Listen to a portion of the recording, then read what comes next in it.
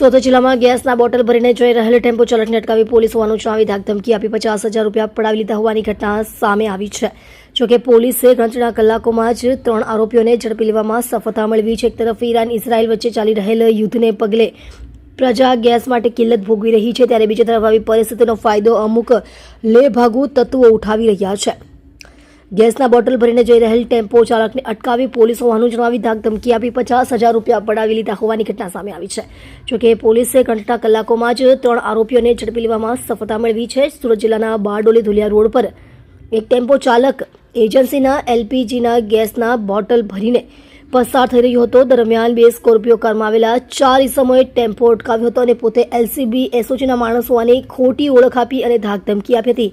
બાટલા ભરીને ક્યાં જાય છે, કાળા બજાર કરે છે કહી ચાલકને ધમકાવ્યો હતો અને પુરવઠા અધિકારીને બોલાવીને ટેમ્પો જમા કરાવી પોલીસ કેસ કરવાની પણ ધમકી અપાઈ હતી। ગભરાયેલ ટેમ્પો ચાલકે એજન્સીના મેનેજરને ફોન કરી સમગ્ર ઘટના બાબતે વાત કરી હતી।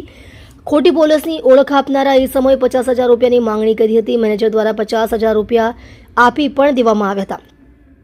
ચારે ઈસમો પૈસા લઈને ફરાર થઈ ગયા હતા। જોકે એજન્સીના મેનેજરને શંકા જતા પોલીસનો સંપર્ક કરી સમગ્ર ઘટનાની જાણ કરતા પોલીસ દોડી થઈ ગઈ હતી અને ગણતરીના કલાકમાં જ 4 પૈકીના 3 ઈસમોને ઝડપી લીધા હતા। જોકે એક આરોપી હજુ પણ પોલીસ પકડથી દૂર છે। ઝડપાયેલા 3 ઈસમો સલીમ નાસિર ખાન મેહર, ઉમર મોહમ્મદ શરીફ કલર, આસિન મોહમ્મદ શરીફ કલર મૂળ રાજસ્થાનના છે અને હાલ માંડવી, માંગરોળ તેમજ વાલોડ ખાતે વસવાટ કરે છે અને આ તમામ લોકો ગેસ બોટલના ધંધા સાથે સંકળાયેલા છે। જ્યારે વોન્ટેડ આરોપી સિકંદર મુસીખાન કલર માંડવી નગર ખાતે રહે છે। પોલીસે હાલ આ 3 આરોપીઓ પાસેથી ગુનાના કામે વપરાયેલી બંને સ્કોર્પિયો કાર તેમજ 50,000ની રોકડ કબજે લીધી છે અને આ લોકો એ અગાઉ કોઈ જગ્યાએ કોઈ ગુના કાર્ય કર્યા છે કે કોઈ ગુનામાં સંડોવાયેલા છે કે કેમ તેની તપાસ શરૂ કરી છે।